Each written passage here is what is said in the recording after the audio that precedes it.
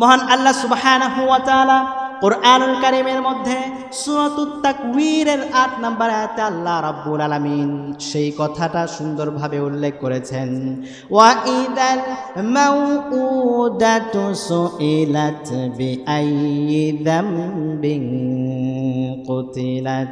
আল্লাহ রাব্বুল আলামিন বলেন, কাল হাসরের ময়দানে দুনিয়ার মধ্যে যেই সমস্ত নবজাতক কন্যা সন্তানকে জীবন্ত দাফন করা হয়েছিল, কাল হাসরের ময়দানে ওই সমস্ত কন্যা সন্তানদেরকে উঠানো হবে এবং জিজ্ঞাসাবাদ করা হবে, বিআইয়ি যামবিন কুতিলাত, কোন অপরাধের কারণে, কোন অন্যায়ের কারণে তোমাদেরকে জীবন্ত তোমাদের পিতা দাফন করেছিল। হযরতে ঈসা আলাইহিস সালাতু ওয়াস সালাম চলে যাওয়ার পর থেকে রাসূলুল্লাহ সাল্লাল্লাহু আলাইহি ওয়াসাল্লামের আগমনের আগ পর্যন্ত দীর্ঘ একটি সময় অতিবাহিত হয়ে গেল, প্রায় 570 বছরের ব্যবধান। ইতিহাসিকগণ এই সময়টার নামকরণ করেছে, এই সময়টার নাম দিয়েছে তারা আইয়ামে জাহেলিয়াত।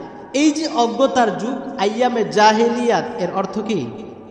অজ্ঞতার যুগ। এই অজ্ঞতা কিসের অজ্ঞতা?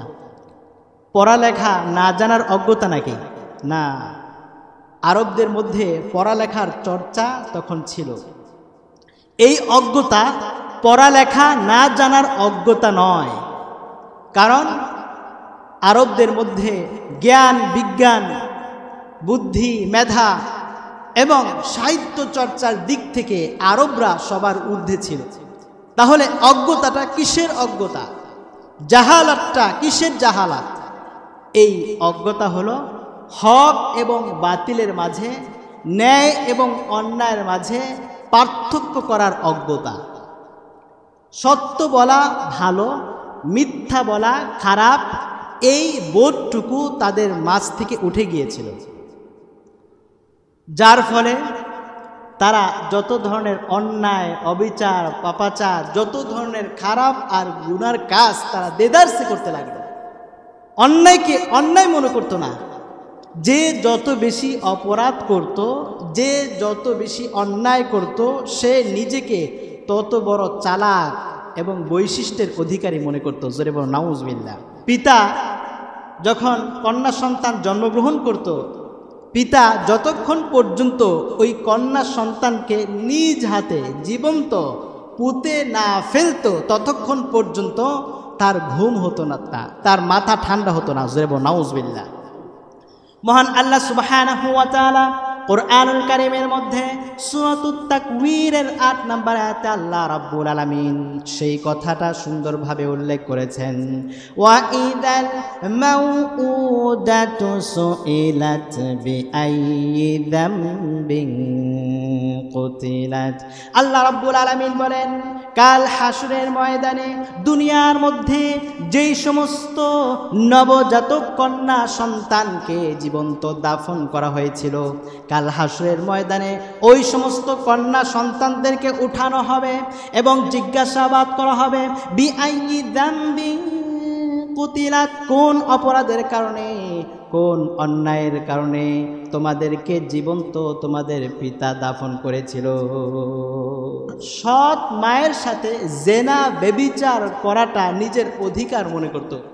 যুদ্ধ বন্দিনী গর্ভবতী নারীদেরকে তারা ধরে এনে পেট চিরে বাচ্চা বের করে এক পাশে রাখত এবং মাকে আরেক পাশে রাখত। ছটফট করতে করতে বাচ্চা এবং মা মৃত্যুবরণ করত।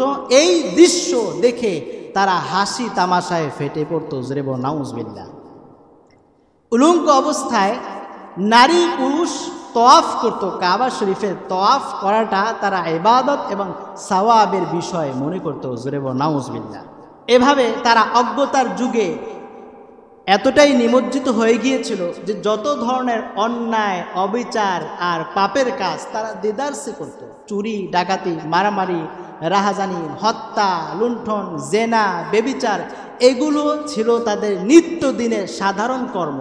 যখন আইয়ামে জাহিলিয়াতের মানুষগুলো চূড়ান্ত পর্যায়ের হিংস্র হয়ে গিয়েছিল, জাহালাতের মধ্যে ডুবে গিয়েছিল, তখন মহান আল্লাহ সুবহানাহু ওয়া তাআলা প্রেরণ করলেন এমন একজন ব্যক্তিকে, তিনি হলেন রাহমাতুল লিল আলামিন, সাইয়্যিদুল কাউনাইন, খাতামুন নাবিয়্যিন, জনাবে মুহাম্মদ মুস্তাফা সাল্লাল্লাহু আলাইহি ওয়াসাল্লাম।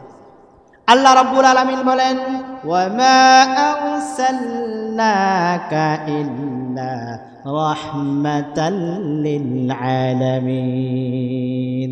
হে নবী, আমি আপনাকে সারা বিশ্ববাসীর জন্য রহমত ও বরকত স্বরূপ প্রেরণ করেছি।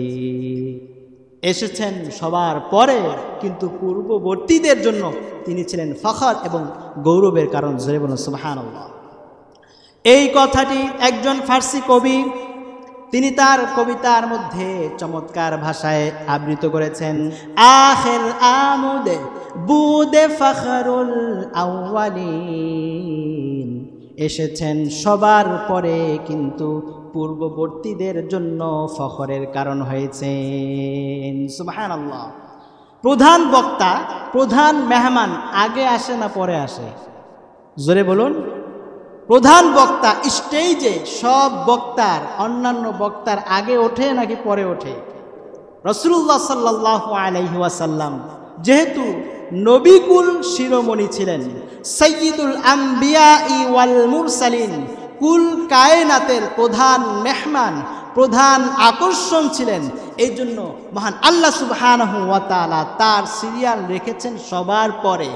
সবার শেষে মহান আল্লাহ সুবহানাহু ওয়া তাআলা তার প্যারা হাবিব জনাবে মুহাম্মদ মুস্তাফা সাল্লাল্লাহু আলাইহি ওয়াসাল্লামকে পাঠিয়ে দিলেন। জোরে বলুন সুবহানাল্লাহ। এভাবে রাসূলুল্লাহ সাল্লাল্লাহু আলাইহি ওয়াসাল্লাম যখন আগমন করলেন, তার সহবতে, তার বরকতে আইয়ামে জাহেলিয়াতের যুগ, অজ্ঞতার যুগ, সেটা সোনালী যুগে রূপান্তরিত হয়ে গেল। জোরে বলুন সুবহানাল্লাহ। পাথর দিল, পাষাণ দিলের মানুষগুলো মোমের মতো নরম হয়ে গেল। যেই মানুষগুলো নারীদের ইজ্জতের জম ছিল, সেই মানুষগুলো নারীদের ইজ্জতের পাহারাদার হয়ে গেল। জোরে বলুন সুবহানাল্লাহ।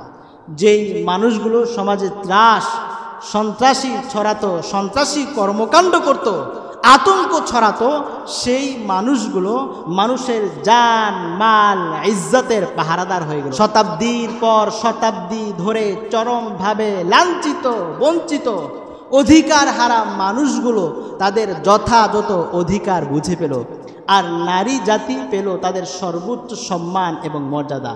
জোরে বলুন সুবহানাল্লাহ। এভাবে রাসূলুল্লাহ সাল্লাল্লাহু আলাইহি ওয়াসাল্লাম যখন আগমন করলেন, তাশরীফ আনলেন, তখন আরবের অবস্থা একেবারে চেঞ্জ হয়ে গিয়েছিল, একেবারে পরিবর্তন হয়ে গিয়েছিল। এই যে অভূতপূর্ব চেঞ্জ এবং পরিবর্তন, এই পরিবর্তন দেখে আরবের লোকেরা তারা অবাক হয়ে গেল। একজন ব্যক্তির মাধ্যমে গোটা বিশ্বকে মহান আল্লাহ সুবহানাহু ওয়া তাআলা পরিবর্তন করে দিয়েছেন। অতএব আজকের এই সমাজকে পরিবর্তন করার জন্য রাসূলুল্লাহ সাল্লাল্লাহু আলাইহি ওয়াসাল্লামের আদর্শ আঁকড়ে ধরার দরকার আছে না নাই? আজকের মুসলমান তারা দিন দিন বিধর্মীদের আদর্শ, তাদের লাইফ স্টাইলের প্রতি দুর্বল হয়ে যাচ্ছে। কথা বলুন ঠিক কিনা? রাসূলুল্লাহ সাল্লাল্লাহু আলাইহি ওয়াসাল্লামের আদর্শ সুন্নত তাদের ভালো লাগে না। রাসূলুল্লাহ সাল্লাল্লাহু আলাইহি ওয়াসাল্লামের মুবারক সুন্নত দাড়ি তাদের রাখতে ভালো লাগে না। রাসূলুল্লাহ সাল্লাল্লাহু আলাইহি ওয়াসাল্লামের সুন্নত টুপি তাদের মাথায় দিতে ভালো লাগে না। রাসূলুল্লাহ সাল্লাল্লাহু আলাইহি ওয়াসাল্লামের সুন্নত লম্বা জামা পরিধান করতে তাদের ভালো লাগে না। কথা বলুন ঠিক কিনা? যদি জিজ্ঞাসা করা হয় রাসূলুল্লাহ সাল্লাল্লাহু আলাইহি ওয়াসাল্লামের জীবনের 5টি স্মরণীয় ঘটনা বলো তো দেখি, 5টি মুজিজার কথা বলো তো দেখি, বলতে পারবে না। যদি জিজ্ঞাসা করা হয় রাসূলুল্লাহ সাল্লাল্লাহু আলাইহি ওয়াসাল্লামের 5 জন স্ত্রীর নাম বলো তো দেখি, মুসলিম সন্তানকে যদি জিজ্ঞাসা করা হয় কয়জন বলতে পারবে? বলতে পারবে নাকি? বলতে পারবে না। 5 জন স্ত্রীর নাম বলতে পারবে না। কিন্তু যদি জিজ্ঞাসা করা হয় ইন্ডিয়ান 5 জন নায়িকার নাম বলো তো দেখি, 5 জন না, যতজন আছে সবগুলোর নাম এক দার্সে নির্ভুলে বলে দিবে। কথা বলুন ঠিক না কি? কথা বাস্তব না অবাস্তব? এই হলো আমাদের অবস্থা। আমরা বিধর্মীদের কালচার, তাদের প্রতি দুর্বল হয়ে যাচ্ছি, রাসূলুল্লাহ সাল্লাল্লাহু আলাইহি ওয়াসাল্লামের আদর্শ থেকে দূরে সরে যাচ্ছি। এই জন্য দিন দিন আমাদের এই অধঃপতন। হযরতে আমেনা বলেন, আমার এই মুহাম্মদ নামক সন্তানটা যখন ভূমিষ্ঠ হয় তখন আমি আমেনা বিন্দু পরিমাণ প্রসব যন্ত্রণা অনুভব করি নাই। সুবহানাল্লাহ। শুধু তাই নয়, দুনিয়ার অন্যান্য সন্তান ভূমিষ্ঠ হওয়ার পর তাদের শরীরের মধ্যে বিভিন্ন রকমের নাপাক পানি আবর্জনা লেগে থাকে কি থাকে না?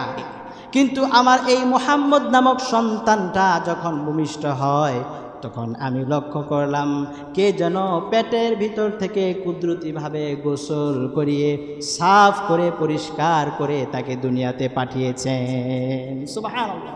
শুধু তাই নয়, ভূমিষ্ঠ হওয়ার পর আমি অনুভব করলাম গোটা ঘরটা যেন সুগন্ধিতে ভরে গেল। জোরে বলুন সুবহানাল্লাহ। এরপর মা আমেনা বলেন, আমার এই মুহাম্মদ নামক সন্তানটা যখন ভূমিষ্ঠ হয় আমি লক্ষ্য করলাম তার খতনা করার কোনো দরকার পড়বে না, কারণ খতনাকৃত অবস্থায় কে যেন তাকে পেটের ভিতরে খতনা করে দুনিয়াতেই প্রেরণ করে দিয়েছেন। সুবহানাল্লাহ। এবং নবীজি নার কাটারও প্রয়োজন পড়ে নাই। আমার ভাইরা, যেই নবীকে কুল কায়নাত সমস্ত মাখলুকাত, পশু পাখি, জীব জন্তু, জানোয়ার, বনের হিংস্র পশু পাখি তারা চিনেছিল, তারা তার কদর বুঝেছিল, তার সম্মানে মাথা ঝুঁকিয়েছিল, আমরা উম্মত হয়ে সেই নবীকে এখনো পর্যন্ত চিনতে পারি নাই। কথা বলুন ঠিক কিনা? যদি চিনতে পারতাম রাসূলুল্লাহ সাল্লাল্লাহু আলাইহি ওয়াসাল্লামের আদর্শকে সেরা আদর্শ মনে করতাম। কথা বলুন ঠিক কিনা? আজকে আমরা রাসূলুল্লাহ সাল্লাল্লাহু আলাইহি ওয়াসাল্লামের আদর্শ সুন্নত আমাদের ভালো লাগে না, কারণ আমরা রসুলকে চিনতে পারি নাই। তিনি কেমন বরকতের নবী ছিলেন, রহমতের নবী ছিলেন, তার পাওয়ার, তার কদর কত বেশি, উম্মত হয়ে সেটা আমরা জানতে পারি নাই, চিনতে পারি নাই। কথা বলুন ঠিক কিনা? রাসূলুল্লাহ সাল্লাল্লাহু আলাইহি ওয়াসাল্লামের শান, মান, কদর জানতে হলে, বুঝতে হলে রাসূলুল্লাহ সাল্লাল্লাহু আলাইহি ওয়াসাল্লামের সিরাত অধ্যয়ন করতে হবে। এই সিরাত এর কিতাব আমরা নিজে অধ্যয়ন করব এবং আমাদের সন্তান সন্ততিদেরকে এই সিরাতের কিতাব, বিশ্বনবীর জীবনীর কিতাব আমরা উপঢৌকন দিব, গিফট করব। রাজি আছি তো ইনশাআল্লাহ?